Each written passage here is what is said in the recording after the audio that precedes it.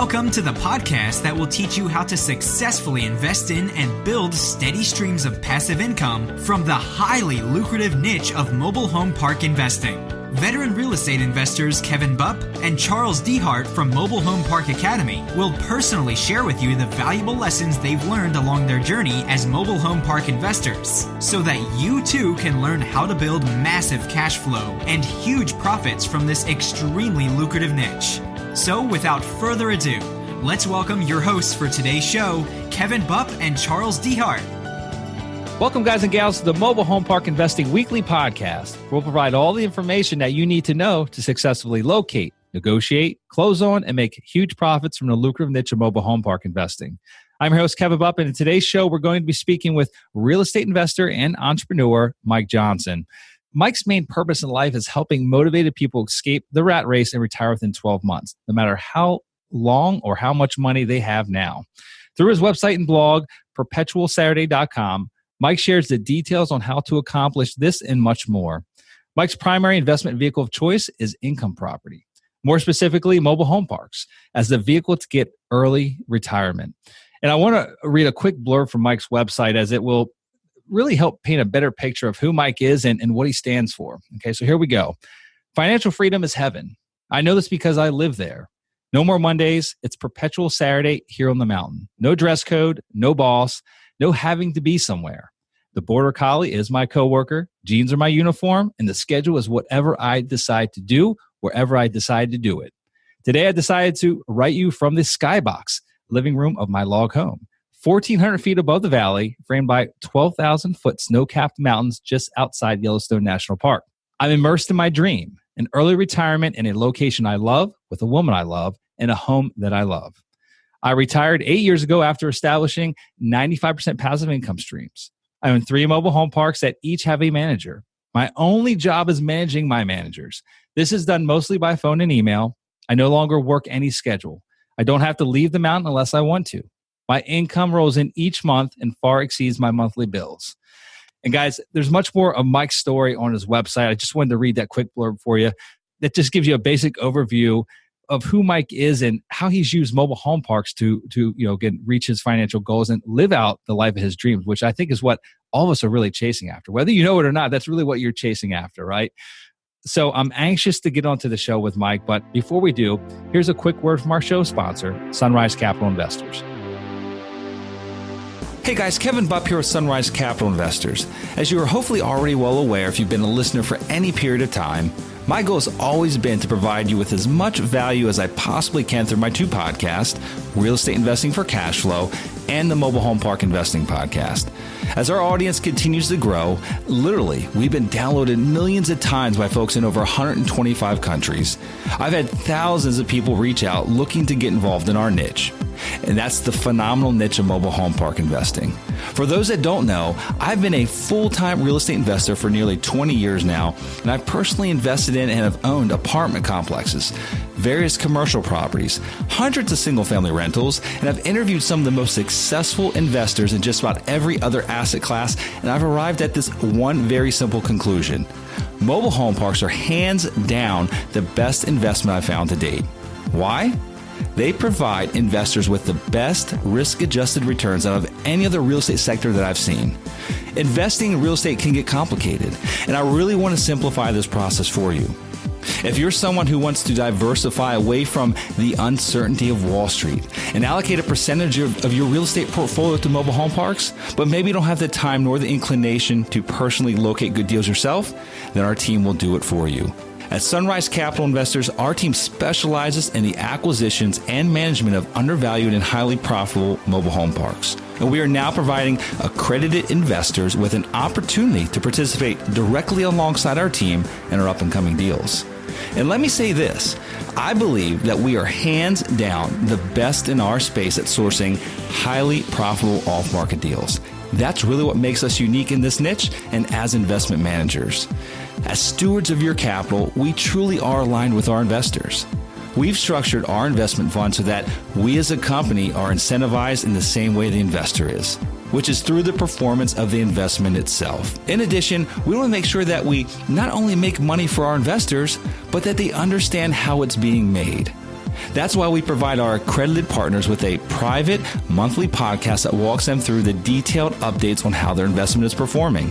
And we're very transparent, providing you with the good, the bad, and the ugly at times. And so if you'd like to learn more about the partnership opportunities with our team here at Sunrise, please go visit sunrisecapitalinvestors.com and click on the investors link to get signed up. It's absolutely free and you'll get placed on the priority list of when new opportunities come along. Also, feel free to call us at 833-CASH-FLOW without the O. Again, that's 833-CASH-FLOW without the O. And one of our investor relations team members will help you schedule an appointment to speak with one of our managing principals. If you have questions, go ahead and schedule a call and let's get on the phone and talk. And with that, guys, I like to leave with one last thought. From the time that I wake up in the morning till the time that I lay my head down the rest of the evening, my number one priority with everything I do, whether it be recording this podcast, working for our investors, helping each of you reach your investment goals, to providing a great experience to each of our residents who reside in our communities, is to add huge amounts of value to everyone that I come in contact with. Now, with that being said, I look forward to the opportunity of bringing value to you through Sunrise and through this podcast. Thank you for your time. Now, let's go ahead and get back to the show. Okay, guys. So without further ado, I'd like to welcome our guest for today's show, Mike Johnson. Mike, how you doing today? Doing well. Thank you. Yeah, well, thanks for joining us. Really excited to dig into your story a little bit. I spent a good bit of time on your website, and you remind me a lot of myself. Basically utilizing mobile home parks to live your dream life, right? And your dream life is in Wyoming. You're coming to us today from Wyoming, from your log cabin up on up on the hill in the valley. And that's the exciting part about this is the opportunity that this particular investment vehicle offers us. And there's many different types of real estate out there that one can invest in. But today we're going to specifically talk about mobile home parks. And so, Mike, before we dive into, why mobile home parks, like why you chose that asset class or that investment vehicle, maybe just take a few minutes and let's back up a little bit. Let's hit rewind and go back in time a little bit and tell our listeners a little bit more about yourself and who you are. I've always had a big work ethic. I always just kind of dove in. I was the kind of guy that would just jump into a situation and then through the work, learn how to do things better and how to advance. I'm a high school graduate. I never went to college. I actually recommend that journey because you can learn faster and go farther, I think, when you actually are getting real experience than theoretical experience. But so I started shoveling snow like kids do. I had paper routes, when I was 11. And I started at McDonald's. They had a fantastic management training program, and I worked my way up there. And I was a store manager of a McDonald's with 50 employees by the age of 21. And I really enjoyed that company. And then I went on to 7-Eleven, and I managed 55 stores for them, the district manager. But I always wanted to be a writer. And while I was at 7-Eleven, I would get up at 4 o'clock in the morning, and I would give the first hour of my day to my writing dream. I didn't go to school. I didn't take classes, but I immersed myself in the study. I'd read good writers. I'd practice writing. I'd read about people that had already succeeded as writing. And I just found that pattern worked real well for me. And eventually I grew into that enough where I thought I could actually quit and do well with it. Well, after a year, I didn't have enough clients. And so I was right back to square one again. It didn't work out. So we went to work for a little newspaper on an island. And my scheme was it was a 10-hour-a-week job as a typist. And I thought if I could just get my foot in the door, I could become a reporter for him. And sure enough, that worked. And then within a year, I ended up getting fired by the editor. Her and I just didn't hit it off. It's the only job in my life I ever got fired. So being young and impetuous, I said, well, crap, I know how to start a newspaper. Fire me, will you? I'll start my own paper. Which turned out to be a mistake because I never did a business plan. And if I'd have done that, I'd have noticed we'd have been doomed. So for 3 years, we did the futile effort of creating a newspaper that worked for everybody except us. It was an economic disaster, but it was quality, creative. It was a blast. The public loved it. So it worked for everybody except us. And we actually filed for bankruptcy in 1996. So we had zero in 96. But the day after our bankruptcy cleared, I got a freelance writing job that paid more than I'd earned at that 7-Eleven corporate job for only 20 hours a week. Well, how'd that happen? Because I had turned myself into the writer that I had wanted to be during that newspaper experience. So then we had the chance, because of the bankruptcy, to start to move anywhere. We moved to Cody, Wyoming. 30 miles from Yellowstone Park is where we live now. Cody's 50 miles from Yellowstone. And I did the writing. I really enjoyed it, freelance. But then we started a trolley tour business. We noticed an opportunity in town. The first year we broke even. The second year sales tripled. We owned that business for 9 years. It was really sweet. 6 months off, 6 months on. Very good income. But I thought, as good as this is, I just don't want to be somewhere on a schedule all the time. So I started looking into passive income. I stumbled upon mobile home parks. I stumbled upon the creativerealestateonline.com website, immersed myself in all of their information, met Lonnie Scruggs through his books, Deals on Wheels, Making Money on Mobile Homes. And I thought, I think mobile home parks is the ticket. We looked at 4 parks before we ended up buying one. And sure enough, we bought a fixer-upper that had a lot of old trailers and a lot of problems. And for 3 years, we just threw all the money it earned back into the park to fix it. And when we sold the trolley tour business in 2009, we started drawing money out of that first park, and we used the trolley money to buy a second park 20 miles away. And at that point, we were retired in 2009, just managing 2 trailer parks.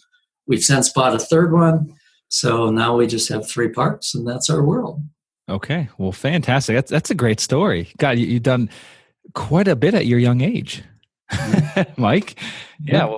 Well, good deal. So I want to talk about that first park. That really lays the foundation of that transitional point in your life. And you obviously research, you had mentioned a website. Was it creativerealestateInvesting.com? Was that the website?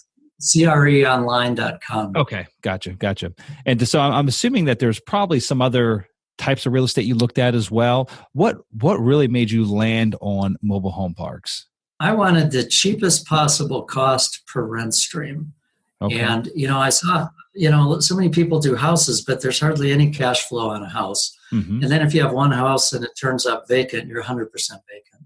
So that's no fun. And then if you buy apartments, which are classier than mobile homes because you can get nicer units and, they have a better reputation, but they cost way more per rent stream than a mobile home lot or a mobile home trailer.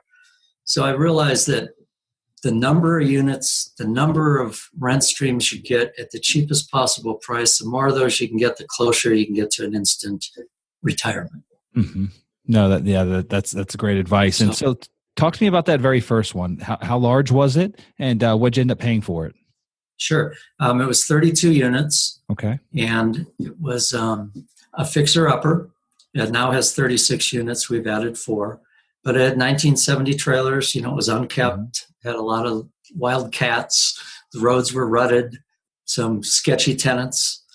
We didn't have any experience in rentals before we jumped right in. It was $400,000. And what we did is we went to the bank, and they would cover 70% of the appraised value. We convinced the seller to carry 30% of the second mortgage. This was back in 2003 we bought that park. So we really only had to put down $1,000 to buy that park. They put a $50,000 reserve on our loan where we could draw from it because it had a sketchy septic system. Mm-hmm. We knew we'd have to replace that. And at closing, we closed on the 5th. This is a Lonnie Scruggs tip. If you close on the 5th, the seller has to collect all of his rents. Yeah. And then at closing, he has to give you the 25 days of rents, and he keeps the 5 days. So we ended up with the deposits he gave us and the rents he had to give us. We walked out at closing with $6,000 cash. So we haven't had a penny of our own money in that park since the instant we bought it. So the return is infinite. Creative financing is a wonderful thing, isn't it? It is. That was a sweet one. So when you mentioned that it was a fixer upper. Give me what your definition is of a fixer upper, because everyone has a different perspective of what that really means. But from your standpoint, from that first park, what did that mean? Well, the magic of it is the cash flow. That was the key thing. We got it at a good enough price. I didn't understand cap rates or any of that back then. I was just flying from the seat of my pants. So there was some fortune involved that the seller knew that his park was defective. So he was very motivated to sell. And he set a price that was probably less than what a normal cap rate should have been for that particular park. But fixer upper was, we had some drug and crime problems. We had some vacant units, but the park generated $8,100 a month, and the expenses were like $5,100 a month, including mortgages on both mortgages. So it was 3,000 positive cash flow the day we stepped into it. So that allowed us the buffer we lived off our trolley tour money, didn't have to touch any money from the park, and we just plowed it all back in by painting units, repairing units. We bought appliances for every unit.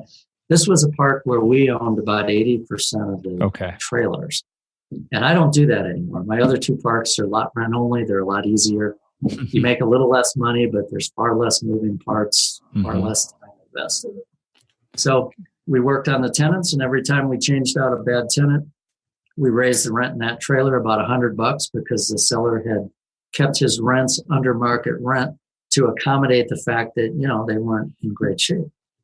So over time, we just kept raising rents, reinvesting. After 6 months, we put a manager in there. So she ended up handling 90% of the tenant duties, and that made life a lot better too. Did you pull that manager in from inside the park? Was it an existing resident or from the outside in? I think we found her outside, and we had a vacant unit that she wanted to rent. So she came inside, which worked out just perfect. And she had the demeanor of a tough person at the beginning of the time there in that park. You needed somebody that didn't necessarily have polished people skills, but had the guts and the gumption to go out and knock on doors and say what needed to be said. And over time, we've eased into managers with better and better people skills as our tenant quality is. So you had mentioned that park was predominantly park-owned homes, rental homes. Is it still that way today, or have you over time tried to convert those park-owned homes into tenant-owned residences? Yes, it is predominantly. I'm probably about 75% park-owned homes. Okay. It's got 7 log cabins, so you're never going to sell those. It's got a double wide, and it's got some good trailers right on the river. This is 5 acres on the river. So we have tried to turn them over by owner financing, and we end up getting about half back. That's our ratio. Yeah. They'll make a few payments or half the payments, and something will happen where they have to move out of state, and you get the trailer back. And sometimes it's in better condition, sometimes it's worse, and you turn it over again or you rent it again. Mm-hmm. So we just haven't had fortune to get rid of those units. So we just live with it.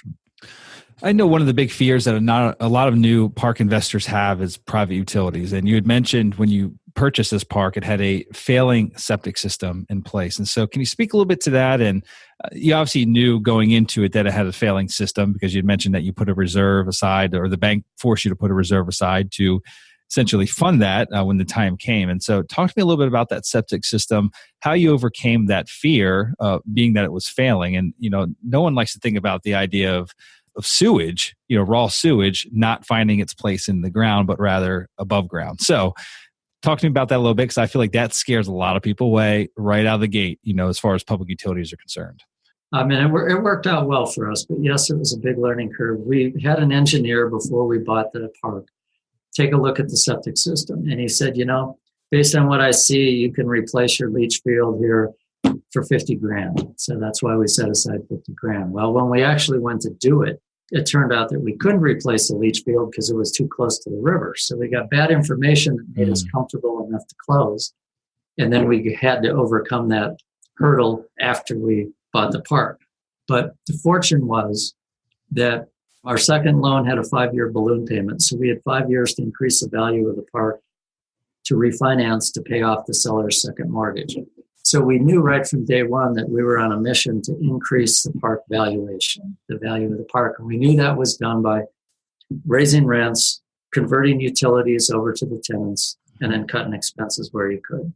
So we were on that program and we did well with that. So what happened is within the 5 years, the old septic system hung in there.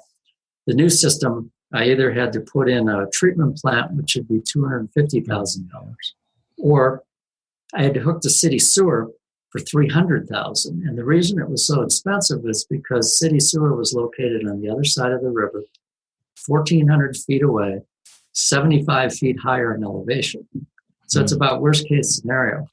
Many permits, Corps of Engineers, the city, the county, the state, DEQ. We got all that in line. I hired an engineer to do all that. And the total cost was about $300,000. And they just plowed under the river and closed off half the river with balloons. Wow. put the pipes underneath there, closed off the other half. They were done in about 2 to 3 days. I thought, holy mackerel, this is my introduction to big boy toys. So now I don't have to worry about sewer. And the beauty is the park went from 400,000 value to 900,000 within the 5 years. So I could easily handle the 300 expense. And then the additional payment for the refinancing, that extra 300,000 was made up for by rent increases within a year and a half or 2 years. So it was a bump in the road that we don't even look at anymore.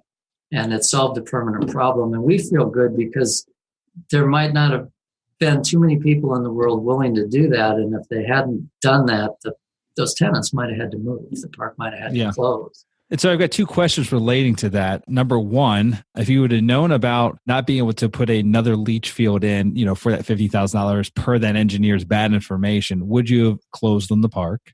And then number 2, what advice would you give someone going into that particular situation on their first park? Go ahead and, obviously based on accurate advice from experts and engineers, would you advise a new investor tackling such a large project? I mean, it's a lot to swallow, right? There's some lost sleep at night probably with a project of that size, I would guess. Right. Yes, I would do it again if I knew the park was going to be worth $900,000 5 years later. But if I didn't know that in advance, then it probably would have scared me off. What I suggest people do when they're looking at a park is they find out the plumber and the sewage guy that the current park owner already has. Call that guy and just talk to him. Ask him if there's any problems he knows, because you can't see underground, obviously. And the new plumber that is going to be working for you, hopefully, is going to spill the beans and you get some info. Also, I'd talk to the city to find out where the closest sewer hookup is if you're on a private septic. Also, I'd look at where the nearest water is to make sure, because I could have, leach fields are cheap relatively. But if you're close to a water source and you can't do it, well, now you're pushed into a whole nother game. The reason we didn't go with water treatment, even though it was cheaper, is because the treatment people could not guarantee that we'd satisfy the EPA at the other end of the stream when they tested our water, even after we spent all that money. So to get certainty, we spent the extra money to get city sewer. So those are the things I would recommend to people looking at. Okay. How were you able to fund that large of a capital project and that size of a deal at that point? Because you hadn't refinanced it yet to get that capital out of it. Was there some type of state-funded program to help you fund that connection, or was that just done out of pocket? We actually did refinance to get that money. I'm thinking maybe we did it in year 4 or year 5. And at the time we paid off the sellers, we got enough money to take care of that sewer problem. Okay. Fantastic.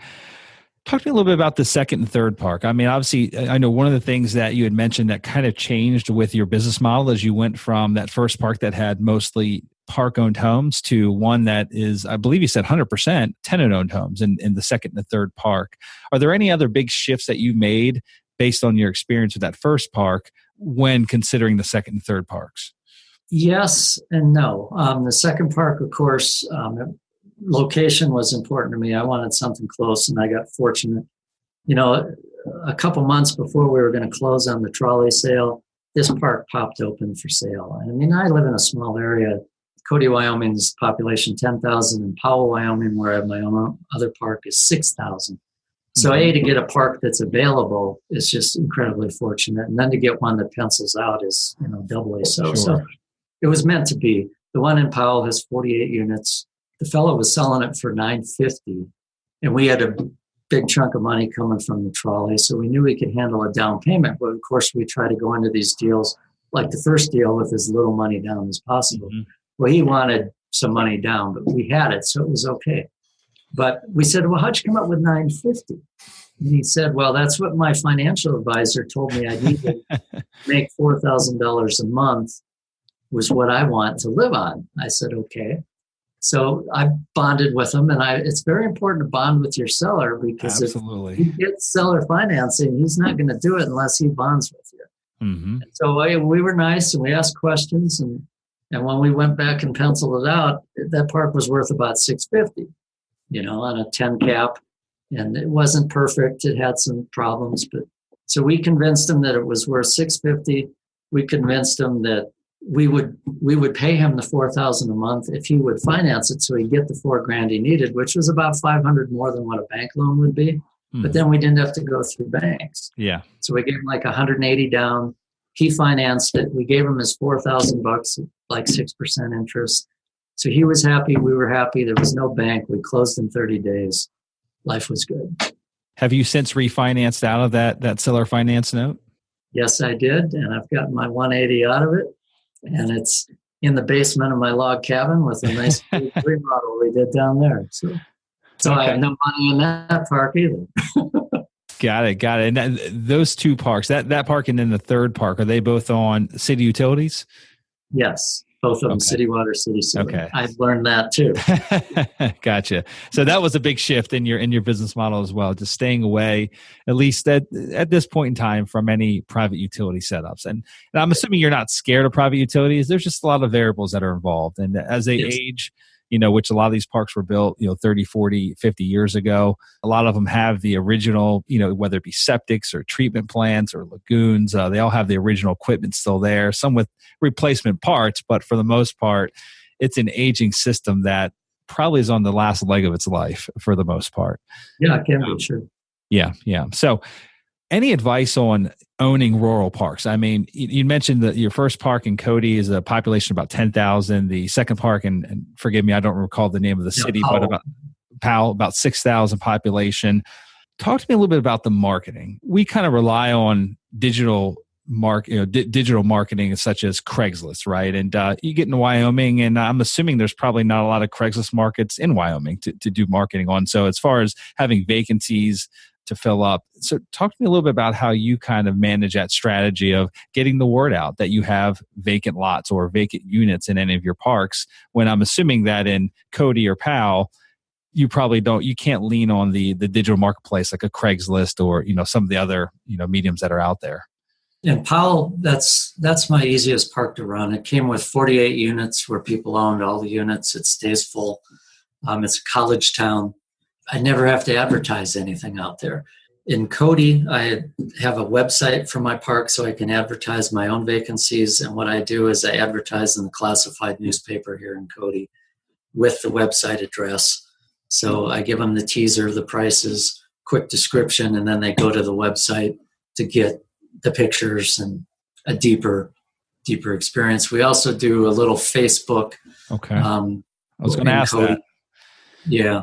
We just have a real small Facebook page, and just when we have trouble with the newspaper sells 90% of our vacancies. So newspapers really aren't dead, especially in small markets like you're in. I mean, I'm assuming that most of the used, and whether it be used cars or gadgets or even rental homes, most of that stuff probably transacts through newspapers and classified ads still, correct? Yes. And what I love about a classified ad is that you're talking $5 an insert, so it's real cheap. But when you can put your website in there, your website is free, but it's got all kinds of information that you could have never afford to print in the newspaper. So just a little website gets you a lot of bang for your buck. Have you utilized any paid Facebook marketing, like local marketplace marketing? I haven't yet. I haven't needed to. Okay. Got it. Good deal. So talk to me about one of the biggest mistakes that you've come into as far as in the park business itself. I mean, whether it be financing or operationally, the biggest mistake, if you could just pick one, I know that we all make mistakes, right? On a regular basis. We're not learning or progressive. We're not making mistakes. But if you could just take that one biggest mistake that stands out in your mind, and then what happened and how you overcame that. Well, other than the septic system that we talked about, I mean, financially, you're never going to have something bigger than $300,000.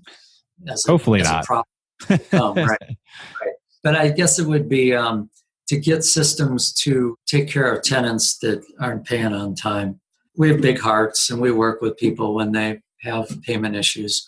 And we've learned over time that we can extend them within that same month. As long as they pay within that same month, we can work with them. But we found that once you extend them more than that 30 days, your odds of getting your money back drop by half easy. Yeah.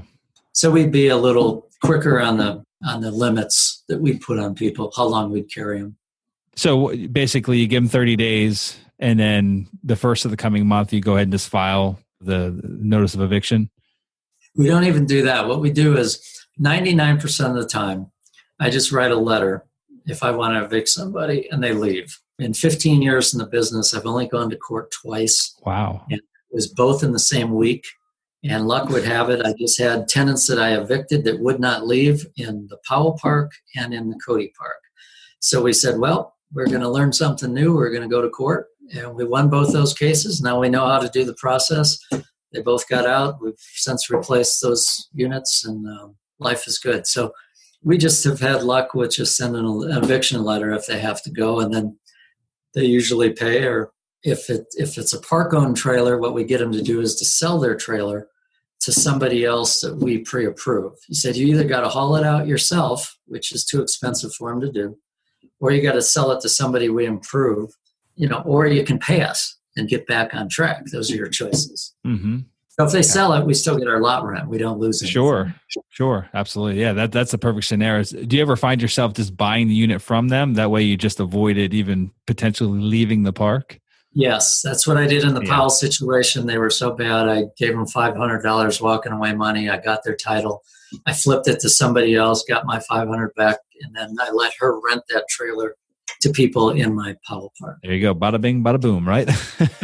Right. Talk to me about finding the right managers to oversee your parks. I mean, I think that's one of the bigger struggles when you getting that first park, maybe not so challenging. You got a lot of dedicated time to spend with finding the right fit of a manager and working with them on a regular basis. But scaling to the second park and into the third park becomes a little more challenging to dedicate the time needed, not just to source the right manager, but to oversee them. And so talk to me a little bit about your strategy on finding the right fit for overall managers in your parks.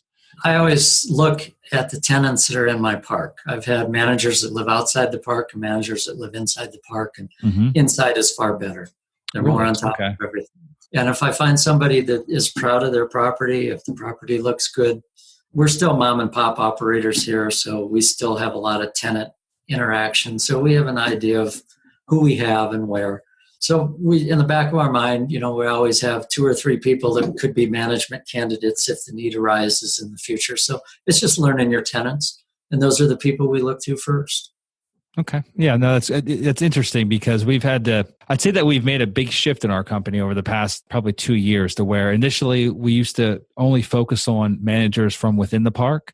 And it really depended a lot on the more value add of, I guess more fixer up, I'll use your terminology, the more of a fixer upper that community was, the more challenging time we had finding a manager within that park that could essentially, that had the right attitude and had the right, I guess perseverance to push through the challenges of fixing that park, right? Getting it back on track and back on the rails again. And so bringing someone from the outside in that didn't have any previous contacts with the residents, weren't friends with any of the, the troublemakers of the park. We had a lot better luck with bringing people from the outside in rather than hiring from within. There have been a few communities where we've had great success with hiring from within, but most of those have been more stabilized communities that were already running very smoothly, were kept up well. In that situation, there wasn't a lot of cleaning up to do, I guess is the best way to put it. We didn't have to ask someone to turn against their friends or their neighbors and essentially, start handing them infractions notices or evictions notices because they weren't complying. And so in any event, I've heard many different mixed stories of what works and what doesn't work. And I think really what it comes down to is just figuring it out, right? Like try both and, put ads out there in the outside world, reach out to the local, the residents that are internal in that park and see if there's see who you feel the best fit's going to be. And sometimes it's trial and error. Sometimes you're going to pick a manager and they're only going to last a couple months and then you just made the right choice or they weren't the right fit. You go find someone else. So we've gotten pretty good at it here moving forward, but definitely had some challenges in the beginning with finding the right on-site managers. I want to talk to you now, Mike, about just shift gears a little bit, talk to you about the importance of life-work balance. And I know that's a big theme on your website, on your blog, is about basically utilizing income property, mobile home parks, to essentially allow you to live the life of your dreams. And just talk to me a little bit about how you live that on a day-to-day basis. I mean, what does that look like for you? And how do you stay on track? Like, how did you stay on track all these years as you were building the trolley business and then buying that first park, second park, third park? I mean, you have set goals, obviously, and you stayed on a very specific direct path to get there and to reach those goals. Talk to me a little bit about that, the importance of it, any advice that you could give to those that are listening that have similar, life goals of their own that they'd like to achieve? If I could do it all again, I would realize that my ultimate goal here is to have financial and time freedom.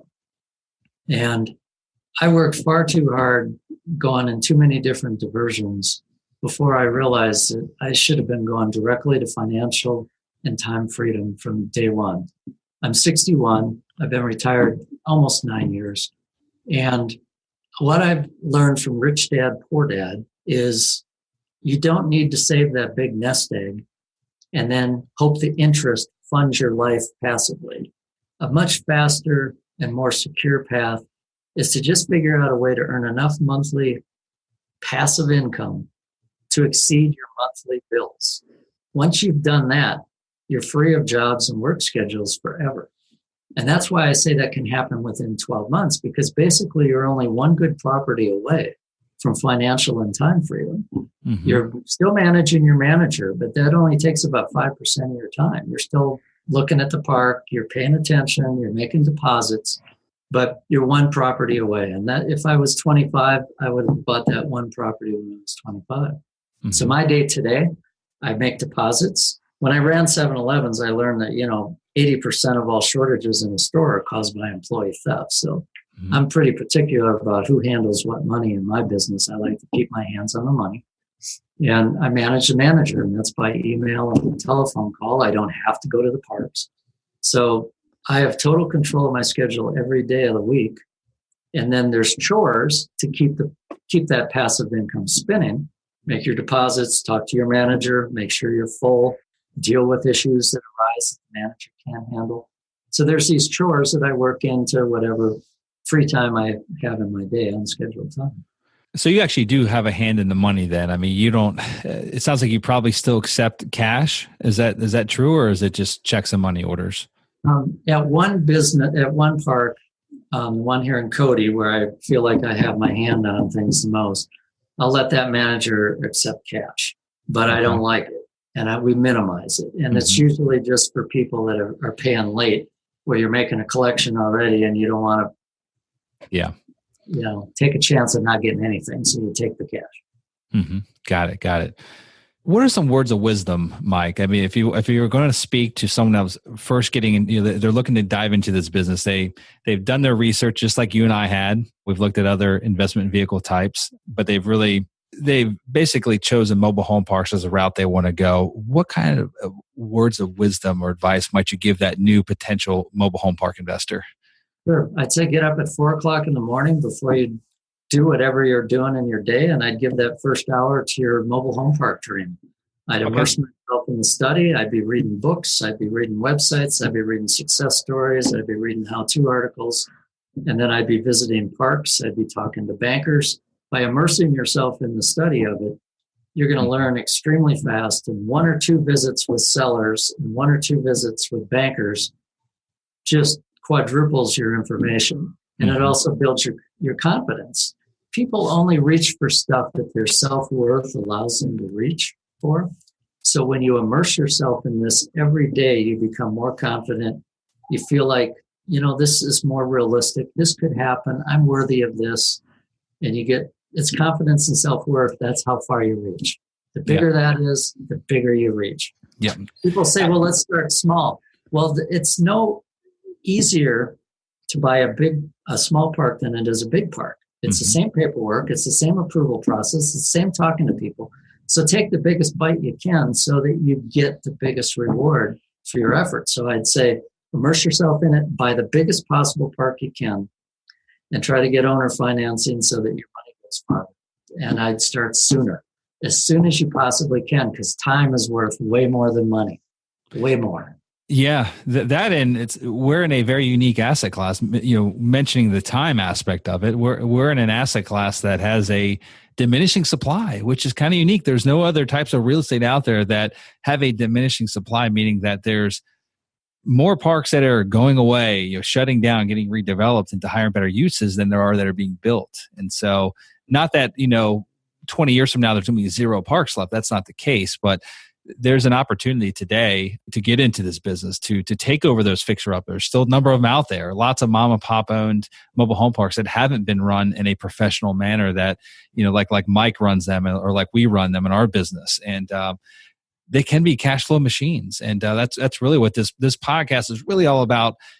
Investing, finding that investment and building that cash flow stream, that passive income stream that allows you to live the life of your dreams, just like we talked about with Mike today. So, Mike, this has been a lot of fun. Thank you so much for coming on the show. And for those that want to learn more about you, is the best place to come find you is perpetualsaturday.com? Is that the best place for them to reach you? Yes, okay. That's my website there, yes. Okay, guys. Well, then again, you can go learn more about Mike and his company. I got a lot of information on that website, just lots of words of wisdom on his website, perpetualsaturday.com. And Mike, that's all we have for today's episode. I really appreciate you coming on and joining us. But guys, real quick, before we say goodbye, I want to remind you of that free gift that we offer to all the listeners who take the time to leave a 5-star rating and review on iTunes. We'll go ahead and give you the exact cold call script that we use in our very own mobile home park business. We do a lot of direct mail, a lot of cold calling. We deal with brokers as well, but a number of our communities that we own in our portfolio today were purchased by cold calling owners and building rapport with them. Just like Mike had talked about, building rapport is so very important in this business. Well, we'll give you the exact cold call script that we used when we call on new mobile home park owners. And all you need to do to redeem that gift from us is, after you submit your review to iTunes, go ahead and send us an email to gift@mobilehomeparkacademy.com. Just tell us who you are, what screen name that you use to leave the review, and we'll send that cold call script out to you right away. Also, you can stop by the Mobile Home Park Academy website, which is mobilehomeparkacademy.com, and you can listen to all the previous podcast episodes that we have. I think we've got over 90 now. You can also download a free copy of our popular ebook called The 21 Biggest Mistakes Investors Make When Purchasing Their First Mobile Home Park and How to Avoid Them.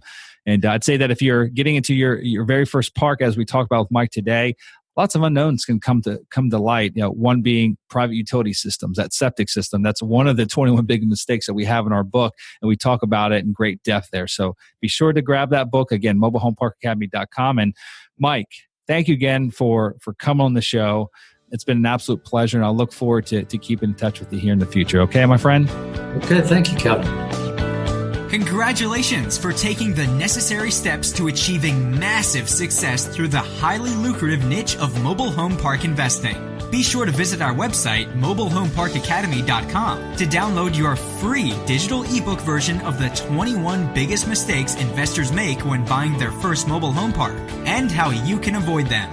And while you're there, be sure to subscribe to our free monthly mobile home park investing newsletter, which is jammed full of valuable tips, tricks, and strategies to help you accelerate your path to success as a mobile home park investor.